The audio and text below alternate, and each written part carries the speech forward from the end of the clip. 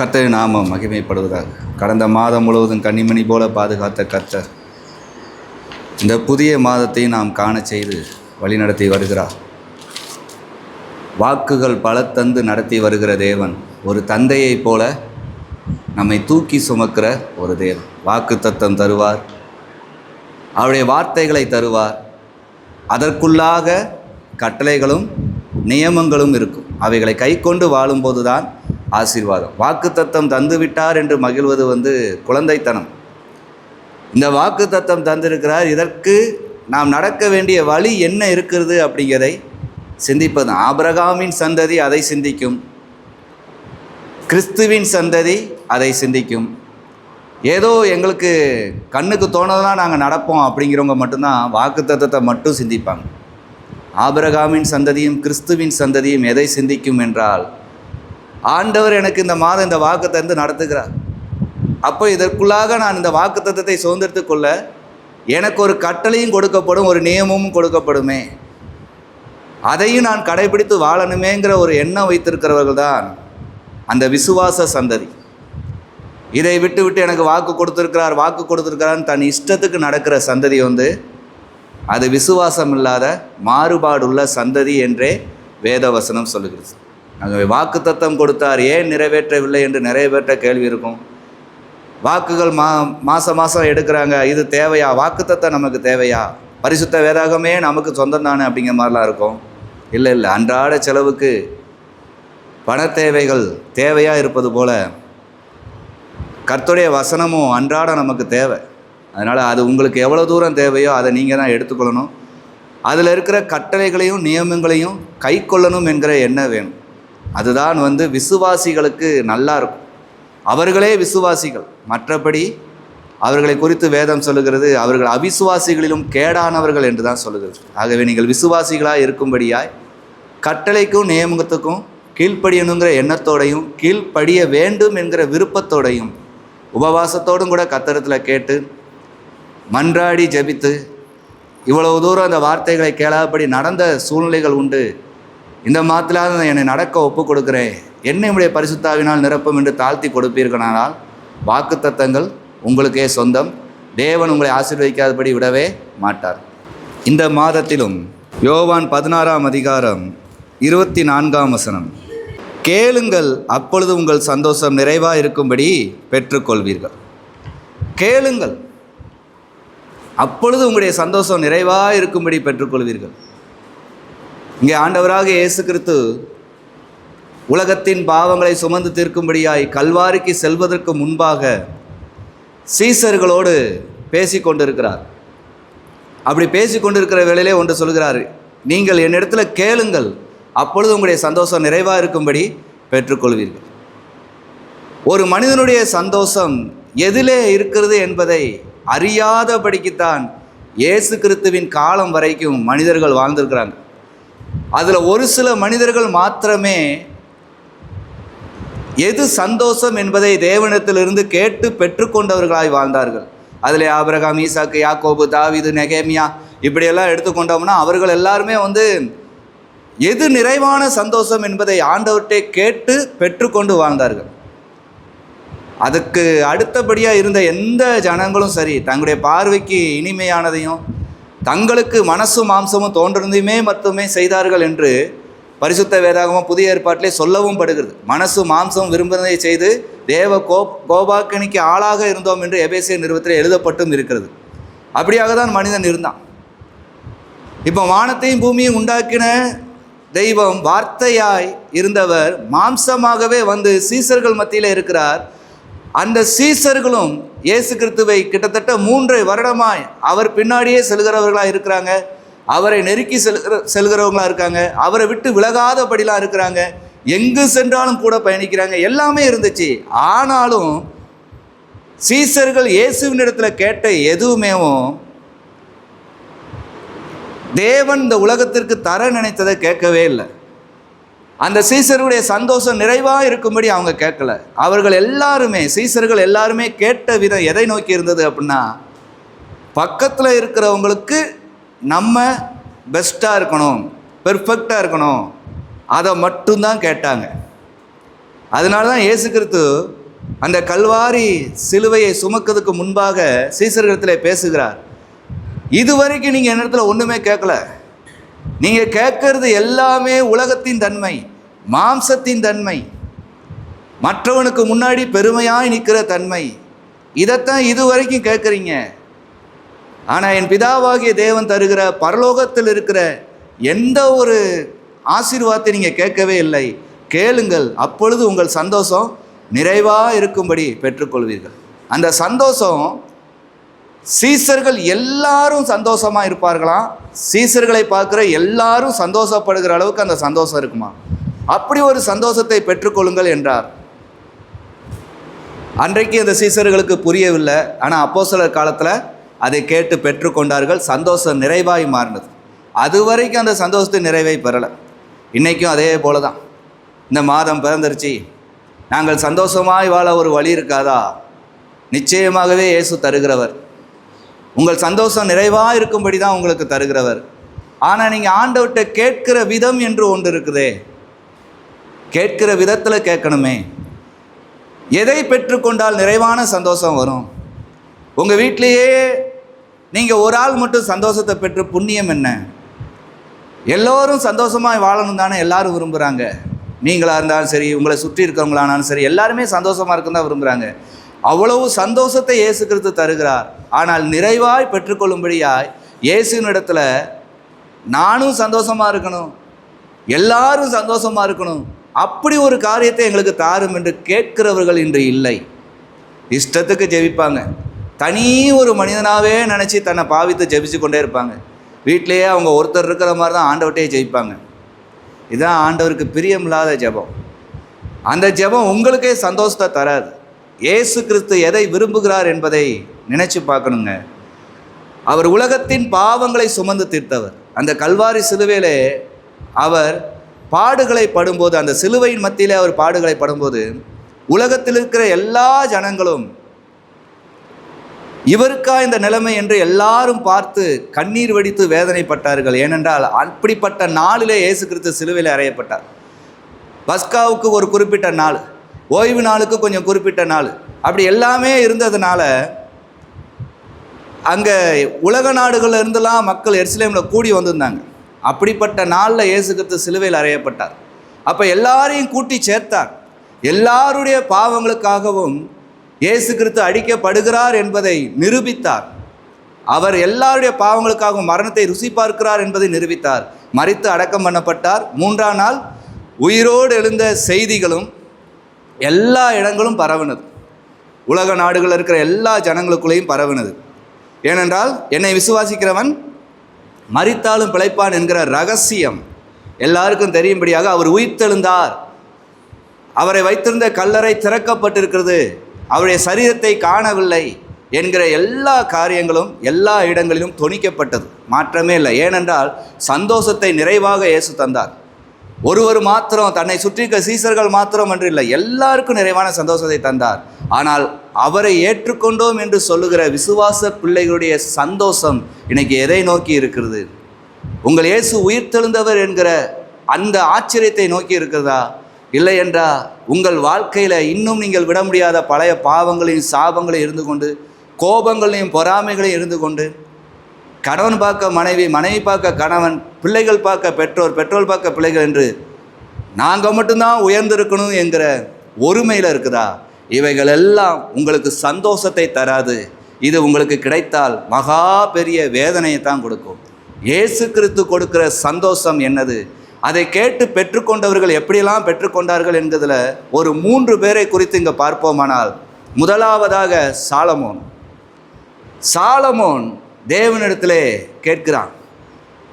சர்வ வல்லமை உள்ள தேவன் 8 வயதிலே சாலமோனை ராஜாவாக இஸ்ரவேலுக்கு அமர்த்துகிறார். அப்படியான அந்த சாலமோன், தேவன் அல்லவோ என்னை இந்த ராஜ்யபாரத்தில் உட்கார வைத்தார் என்று அவன் 1000 சர்வாங்க தகன பலிகளை தேவனுக்கு செலுத்தி உற்சாக மனதோடு கூட அன்று இரவிலே அவன் தூங்கி கொண்டிருக்கும் போது அவனுடைய பலிகளை கர்த்தர் ஏற்றுக்கொண்டார் என்பதின் அடையாளமாய் அவனிடத்திலே வந்து கேட்கிறார். சாலமோனே, உனக்கு என்ன வேணும் கேள் அப்படி என்று கேட்கிறார். அவன் எல்லாருடைய சந்தோஷத்தின் நிறைவாகிய ஒன்றை கேட்டான். ஒரு 8 வயசில் ராஜாவானவன் என்னென்னலாம் கேட்பான். தனக்கு பிரியமானது, தனக்கு தேவையானது என்னென்னமோ மனசில் ஓடும்.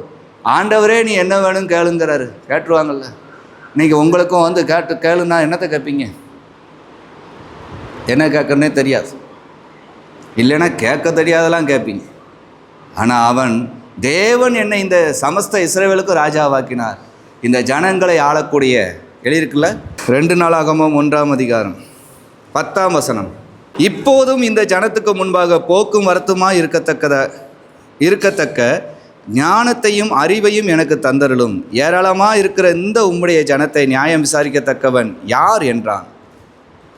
எவ்வளவு தூரம் தேவனையும் தேவனுடைய ஜனங்களையும் தேவன் எவ்வளவாய் தேவனுடைய ஜனங்களை நேசிக்கிறார் என்பதையும் 8 வயதிலே புரிந்திருந்த சாலமோன் 8 வயதிலே புரிந்திருந்தான். ஆண்டவர் அவனிடத்துல வந்து நீ என்ன வேணும் நீ கேளு அப்படிங்கும்போது அவன் சொல்லுகிறான், இந்த ஏராளமான ஜனத்துக்கு முன்பாக என்ன நீர் வைத்திருக்கிறீர், இந்த ஜனத்துக்கு முன்பாக நான் போக்கும் வரவுமா இருக்கணும். அப்போ அவர்களை நடத்தக்கூடிய ஞானத்தையும் அறிவையும் எனக்கு நீ தாரும். ஏராளமான இந்த உம்முடைய ஜனத்தை நடத்துகிறவன் யாரு? அறிந்திருந்தான். இன்னைக்கு உங்கள் குடும்பம், உங்கள் பிள்ளை, உங்கள் சூழ்நிலை, உங்கள் சொந்தம்னு நினச்சி வாய்க்கு வந்ததெல்லாம் நீங்கள் பேசுவீங்க, சண்டை போடுவீங்க. திடீர்னு பார்த்தா சொந்தங்களாக சேர்ந்து பயங்கரமாக செலிப்ரேஷன்லாம் பண்ணுவீங்க. பிறகு அதுக்கடுத்து செலிப்ரேஷன் பண்ணதில் ஒரு சண்டை வரும். இப்படியே தானே இருக்கிறீங்க. ஆனால் சாலமோன் சொல்லுகிறான், இந்த ஜனங்கள் உம்முடைய ஜனங்கள் ஆண்டவரே, இந்த ஜனங்களை நடத்தக்கூடிய ஞானத்தையும் அறிவையும் எனக்கு தாரும் என்று கேட்டான். ஆண்டவர் அதை தந்தது மாத்திரமல்ல, அவன் கேளாத எல்லாவற்றையும் அவனுக்கு சேர்த்தும் தந்தார். அவனுடைய ராஜ்ய பாரத்திலே இஸ்ரவேலின் ஜனங்கள் மாத்திரமல்ல, சுற்றி இருக்கிற எத்தனையோ தேசத்தின் ராஜாக்களும் ஜனங்களும் கூட சந்தோஷம் அடைந்தார்கள். சாலமோனுடைய ஞானத்தையும் அறிவையும் கேட்க தூர தேசத்திலிருந்து ராஜாக்களும் ராஜஸ்திரீகளும் ஓடி வந்தார்கள்.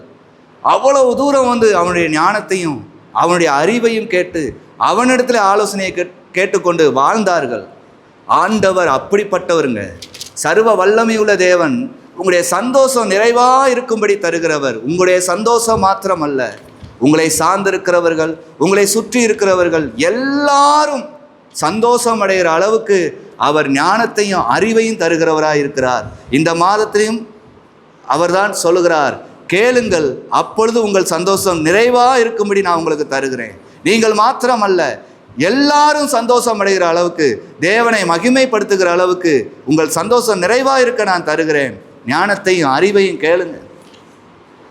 சுற்றி இருக்கிற ஜனங்கள் மத்தியில், சொந்தங்கள் மத்தியில், என்னுடைய குடும்பங்கள் மத்தியில் நான் நடமாடுகிறேன் ஆண்டவரே, உங்களுடைய பிள்ளை என்று சொல்லுகிறேன். ஆனால் பிள்ளையினுடைய அடையாளம் இருக்கிறதா என்பதை ஆண்டவர்கிட்ட கேளுங்க. எனக்கு ஞானத்தையும் அறிவையும் தாங்க. நான் ஞானமாய் ஒரு இடத்துக்கு சென்றாதானே என்னை பார்க்கிறவர்கள் ஞானமாய் நடப்பார்கள். கேட்கணும், ஞானம் இருக்குன்னு அது தந்திரமாக போயிடக்கூடாது. சபையில் எத்தனையோ பெரியவங்க தேவையில்லாத பொய்களை சொல்லியிருந்தீங்க, இன்னமும் கஷ்டப்படுறேன், கண்ணீர் வெடிக்கிறேங்க மாதிரி. ஆனால் அதே வீட்டுக்குள்ளே உங்கள் கையை பிடிச்சி நடக்கிற பிள்ளைங்க அங்கே தான் இருக்குது. அந்த பிள்ளைங்க முன்னாடி நீங்கள் எல்லாம் நடந்துட்டு இங்கே வந்தோன்னே சபையில் சாட்சிங்கிற பேரில் கண்ணீர் விட்டு என்னென்னத்தையோ சொல்கிறீங்க. அதை கவனிக்கிறவர்கள் நீங்கள் வழிநடத்தி வருகிற உங்களுடைய பிள்ளைகள் தான். அந்த பிள்ளைகள் பார்க்குறாங்க, என்னப்பா இங்கே வந்தவனும் ஒரு மாதிரி இருக்காங்க, ஆனால் வீட்டில் இப்படி நடக்க மாட்டுக்காங்களே. அதே மாதிரி வாலிப நாட்களில் இருக்கிற உங்களுடைய நண்பர்கள், தோழிகளை பாருங்கள். அவர்களிடத்துல போய் நீங்கள் சர்ச்சுக்கு வரீங்கிற ஒரு ரகசியமே அவங்களுக்கு தெரியாது. அந்த அளவுக்கு நீங்கள் என்னமோ ஒரு மறைமுகமாக வச்சுருப்பீங்க. இதில் எங்கே சந்தோஷம் இருக்கும்? சபைக்கு வந்துட்டு போகிறவங்க தான் அந்த முகம் சந்தோஷம். அவங்கள பார்த்து கேட்பாங்க, நீங்கள் எப்படி இப்படி இருக்கிறீங்கன்னு. இன்றைக்கி இவங்கெல்லாம் பார்த்தா என்னமோ மறைஞ்சிருக்கிற மாதிரி இருக்காங்க. ஏன்? பாவம் இவர்களை ஆண்டு கொண்டு இருக்கிறது. சபைக்கு வந்தாலும் அதை மறைச்சி வச்சுக்கிட்டு உட்காராதனால தெளிவாக உட்கார முடியல. வெளியில் போனாலும் நாங்கள் பரிசுத்தவான்களாக மாறுகிறவர்கள், எங்களுக்கு பரிசுத்தத்தை தேவன் கொடுத்துருக்காங்கிற அடையாளம் இல்லாதனால அங்கே அதை மறைச்சிக்கிட்டு வாழ்கிறாங்க. அதனால் 2 பக்கமும் சந்தோஷம் இல்லாமல் ஏதோ இடிக்கப்பட்ட 2 பக்கமும் இடி வாங்குற மாதிரி அப்படியே உட்காந்துக்கிட்டு ஒரு மாதிரி இருப்பாங்க. இன்னைக்கு இருக்கிற வாலிபர்களுடைய அவல நிலைமைகள். பரிசுத்தாவின் பலனை பெற்ற வாலிபர்களை தவிர மற்ற எல்லா வாலிபர்களும் இப்படித்தான் இருக்கிறீங்க. சபைக்கு வந்தால் தேவன் வசனத்திலேருந்து எடுத்து சொல்வாரா, அப்போ அதில் எல்லாமே பாவம் இருக்கும் உங்ககிட்ட. அப்போ அந்த பாவத்தை மறைக்கிறதுக்கு அப்படியே சந்தோஷமே இருக்காது உங்ககிட்ட. அப்படியே ஒரு மாதிரி உட்கார்ந்துருப்பீங்க. வெளி உலகத்துக்கு போனால் பரிசுத்த பிள்ளை என்கிறது தெரியக்கூடாதா, அவங்களோட சேர்ந்த ஒரு வாழ்க்கை வேணுமா, அப்போ நம்ம இப்படி இருக்கிறவங்கன்னு தெரியக்கூடாதுன்ட்டு அங்கே ஒரு வாழ்க்கை வாழ்வீங்க. 2 கெட்டா வாழ்க்கைம்பாங்க.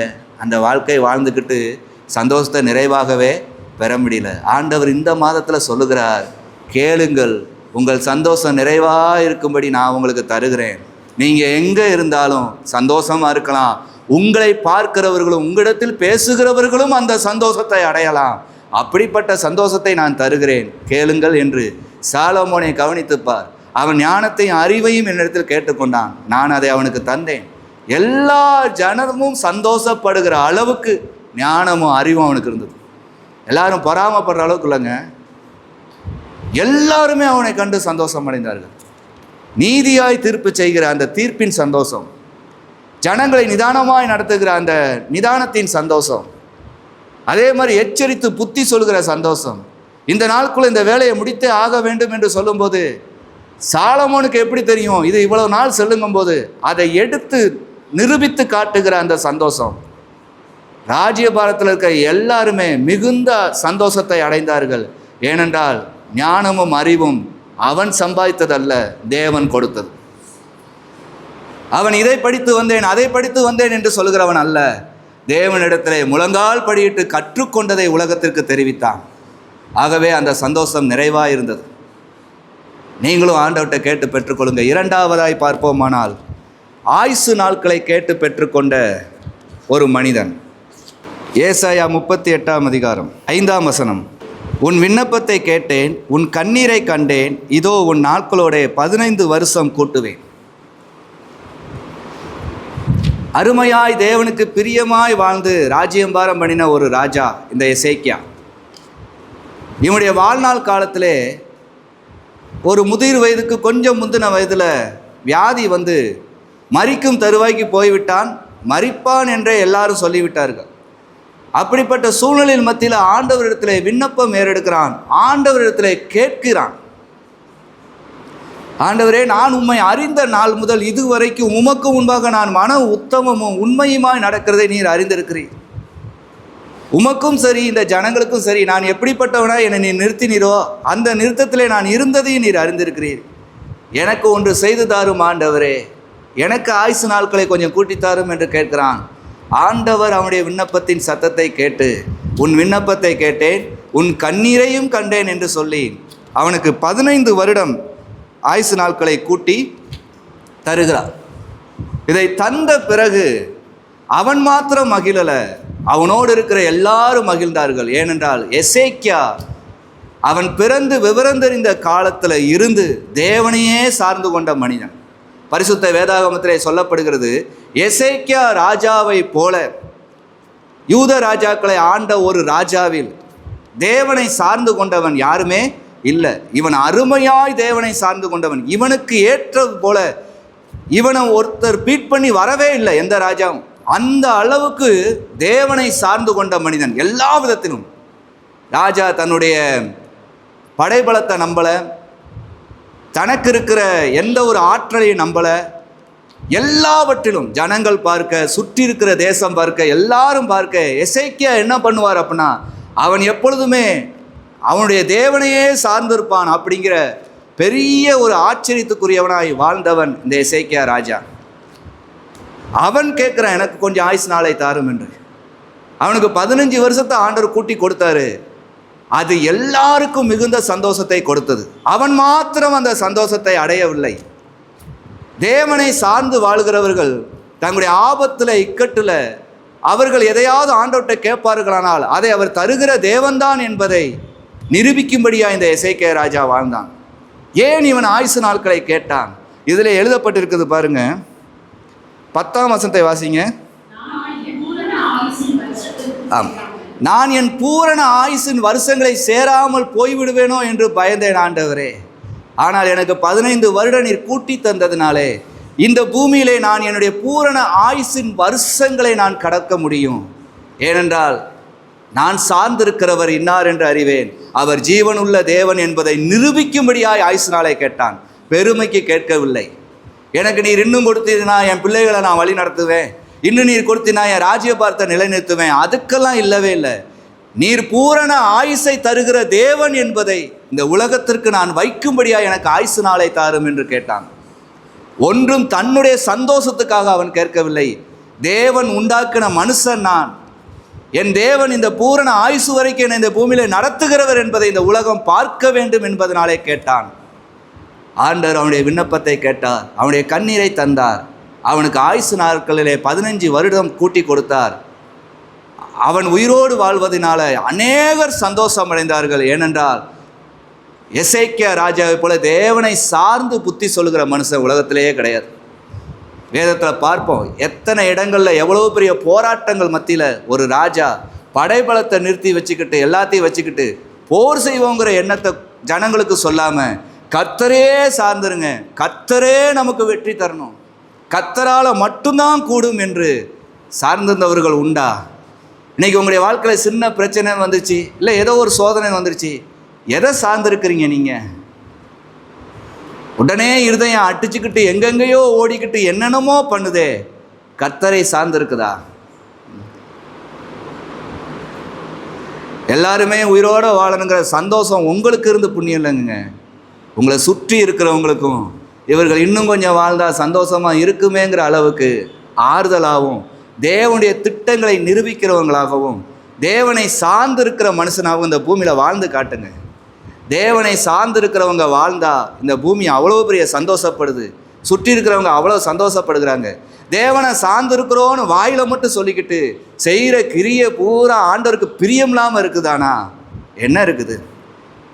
நீங்கள் உலகத்துக்கு எவ்வளோ வேணால் ஆண்டவரை சார்ந்திருக்கிற மாதிரி காட்டிக்கோங்க, வேதத்தை எடுத்தால் எவ்வளோ குற்றம் இருக்குன்னு உங்கள் மனசாட்சியே பிடிக்குது. சபைக்கு வரவே விருப்பம் இல்லாத அளவுக்கு தேவன் இங்கே கடிந்து கொள்வாருங்கிற எண்ணம் உங்களுக்கு இருக்குது. நீங்களா தேவனை சார்ந்து கொண்டவங்க? ஆனால் எசேக்கியா ராஜா அவ்வளோ பெரிய ராஜ்யபாரத்திலையும் அவன் தீர்க்கதரிசியை சார்ந்து கொண்டவன், அவன் தேவனுடைய வார்த்தையை சார்ந்து கொண்டவன். ஆகவே தான் சொல்லப்படுகிறது அவன் தேவனையே சார்ந்து கொண்டவன். நீங்கள் உங்களுக்கு ஏற்ற மாதிரி நடந்துக்கிட்டு நாங்களும் தேவனையே சார்ந்திருக்கோங்கிங்க, அதனால தான் உங்களுடைய சந்தோஷம் நிறைவாக இல்லை, உங்களை பார்க்குறவங்களுக்கும் சந்தோஷம் நிறைவாக கிடைக்கிறது. தேவனை சார்ந்து கொண்டவர்கள் தேவனுடைய வார்த்தையையும் தேவனுடைய சபையையும் சார்ந்து கொள்வார்கள். அதிலே சொல்லப்படுகிற வார்த்தையின்படி நடப்பார்கள். அதில் ஒன்றையும் கூட்டவும் மாட்டார்கள், குறைக்கவும் மாட்டார்கள். அவர்களை பார்க்க இந்த உலகம் ஆசையாக இருக்கிறது. இந்த மாதத்திலே தேவன் சொல்லுகிறார், உங்கள் சந்தோஷம் நிறைவாக இருக்கும்படி என்னை சார்ந்து கொள்ளும்படியான பாக்கியத்தை நீ கேட்டுக்கொள். என்னுடைய வார்த்தைகளையும் என்னுடைய நியமங்களையும் கை கொள்ளும்படியான ஒரு காரியத்தை கேட்டு அதன்படி நடந்து காட்டு. உங்களை பார்க்குற குடும்பங்களும் உங்களை பார்த்து சந்தோஷம் அடைந்து நீங்கள் செல்லுகிற வழி எவ்வளவு மெய்யான வழி என்று அறிந்து இந்த வழிகளிலே வர ஆசைப்படுவார்கள், வருவார்கள். அவரை சார்ந்து கொள்ளுங்கள். இது இரண்டாவது காரியம். மூன்றாவதாய் பார்ப்போமானால் அப்போஸ்தலர் நடபடிகள், அப்போஸ்தலர் 10ஆம் அதிகாரம் 44ஆம் வசனம். இந்த வார்த்தைகளை பேதுரு பேசி கொண்டிருக்கையில் வசனத்தை கேட்டவர்கள் யாவர் மேலும் பரிசுத்த ஆவியானவர் இறங்கினார். சீசர்கள் மத்தியில் கூட நடக்காத ஒரு அதிசயம், அற்புதம். சீசர்களை சூழ்ந்திருக்கிற அன்று தேவ சபை என்று சொல்லப்படுகிற பெரிய சபை மக்களை கூடின இடத்துல நடக்காத ஒரு அதிசயம், அற்புதம் கொர்நேலியு வீட்டிலே தேவன் செய்தார். ஏனென்றால் கொர்நேலியு தேவனுக்கு பயந்து வாழ்ந்தவன். தன்னுடைய சிறு வயது முதல் அவன் தேவனுக்கு பயந்து வாழ்வான். தன்னுடைய குடும்பம் தேவனுக்கு பிரியமில்லாத எதையாவது செய்துவிடுமோ என்கிற அச்சத்தில், செய்திருப்பார்களோ என்கிற அச்சத்தில், பழைய ஏற்பாட்டின் யோபுவை போல வருஷம் ஒரு முறை, மாதத்துக்கு ஒரு முறை என்று தன் குடும்பத்தோடு தேவ சமூகத்திலே பாவ மன்னிப்பை கேட்டு பெற்றுக்கொள்கிற ஒரு மனுஷன். என் பிள்ளைகள் உமக்கு விரோதமாய் பேசியிருப்பார்களோ, என் பிள்ளைகள் உம்மை தாண்டி நீர் கொடுத்த கட்டளை தாண்டி பாவம் செய்திருப்பார்களோ என்று தெரியாதே, நான் மீறுகிற அளவுக்கு என் பிள்ளைகளை நடத்தியிருப்பேனா என்பது எனக்கு தெரியாது. எங்களுடைய பாவங்கள் எதுவோ, அக்கிரமங்கள் எதுவோ, குற்றங்கள் எதுவோ மன்னியும் என்று அந்த அளவுக்கு மன்னிப்பு கேட்டு தேவனுக்கு பழி செலுத்தி வாழ்ந்த உண்மையுள்ள மனுஷன் இந்த கொர்நேலியு. இந்த கொர்நேலியு அப்படியே நடத்தி வந்ததுனால அவனும் சரி, அவனுடைய பிள்ளைகளும் சரி, அவனுடைய சொந்த பந்தங்களும் சரி கொர்நேலியுவை மிகவும் கனமுள்ளவர்களாய் பார்ப்பார்கள். என்றால் அவனுடைய பேச்சு, அவனுடைய நடை, அவனுடைய எல்லாமே, அவன் உலகத்திலும் உயர்ந்த பதவியில் இருக்கிறான். ஆனால் அந்த பதவியின் ஸ்தானத்தை ஒரு நாள் அவன் காட்டினதில்லை. அதற்குரிய வேலையை மாத்திரம் செய்தவன். இவ்வளவு பொறுப்புள்ள இந்த கொர்நேலியு வாழ்க்கையிலே தேவன் ஒரு சித்தம் கொண்டார். இவன் சந்தோஷம் ஒன்றும் குறையக்கூடாது, இவனுடைய பிள்ளைகளுடைய சந்தோஷம், இவனை பார்க்கருடைய சந்தோஷம் ஒன்றும் குறையக்கூடாது என்று எனக்கு பிரியமாக இருக்கிறான். இவனுக்கு ஒரு ரகசியம் வேண்டும். இந்த உலகத்திலே முடிவாகிய ஒரு பாவ மன்னிப்பின் ரட்சிப்பை பெறணுமானால் குமாரனாகிய இயேசு கிறிஸ்துவின் நாமத்தினாலே அல்லாமல் இல்லை என்பதை அவன் அறிந்து கொள்ள வேண்டும் என்று தேவன் அவன் மீது விருப்பம் கொண்டு அவனுடைய ஒரு ஜெப வேளையிலே தேவ தூதனை கர்த்தர் அனுப்பினார். அனுப்பி, நீ பேதுருவை அழைத்து கொண்டு வா, அவன் இனி உனக்கு நடக்க வேண்டிய எல்லாவற்றையும் அவன் சொல்லுவான், அவன் சொல்லுகிறத எல்லாவற்றையும் நீ கேள் என்று சொன்னபோது அவன் கேட்டு நடக்க பிரியமாய் தேவதூதன் சொன்னபடியே பணிந்து கொண்டு தம்முடைய வேலைக்காரர்களை அனுப்பி பேதுருவை வர வைத்தான். பேதுரு வந்தபோது அந்த வீடும் அந்த வீட்டார் அனைவரும் தேவனுக்கு பயந்திருந்த அந்த அன்பு பேதுருவின் உள்ளத்தை உடைத்தது, இல்லை என்று சொல்ல முடியாது. கொர்நேலியுடைய பேச்சுக்கள் ஒன்றும் கூட உலக பிரகாரமாக இல்லாமல் தேவனுக்கு பயந்து வாழ்வது எப்படி, இப்படியாக ஒரு காரியத்தை உம்மிடத்தில் சொல்லுகிறார், நீர் அவனை அழைத்து வந்து கேள் என்று தேவ தூதன் இடத்தில் சொன்னார் என்பதை மறைக்காமல் சொன்ன ஒரு மனிதன். அவ்வளவு ஒரு பயபக்தி உள்ளவன் இந்த கொர்நேலியு.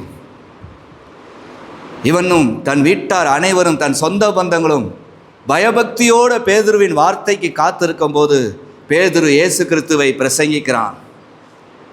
இயேசு கிறிஸ்துவின் நாமமே அல்லாமல் பாவ மன்னிப்பாகிய மீட்பு இல்லை என்பதை அவன் வெளிப்படுத்துகிறான். அவரே மரித்தோர்களுக்கும் உயிரோடு இருக்கிறவர்களுக்கும் நியாயாதிபதி என்று சொல்லுகிறான். அவரை விசுவாசிக்கிறவர்கள் மரணத்தை காண்பதில்லை, எல்லா அதிகாரத்தையும் பிதாவாகிய தேவன் தம்முடைய குமாரனாகிய இயேசு கிறிஸ்துவுக்கு தந்திருக்கிறார். அவரே மனுக்குலத்தின் பாவத்துக்காக உலகத்தின் பாவங்களை சுமந்து தீர்த்தவர் என்பதை அவன் சொல்லும்போது எல்லாரும் கேட்ட அனைவரும் பயபக்தியோட விசுவாசித்து கேட்டது நிமித்தமாய் அவர்கள் பரிசுத்த ஆவியின் பலனை பெற்றார்கள். இங்கே நாம் பார்ப்போமானால் 43ஆம் வசனத்தை வாசிங்க.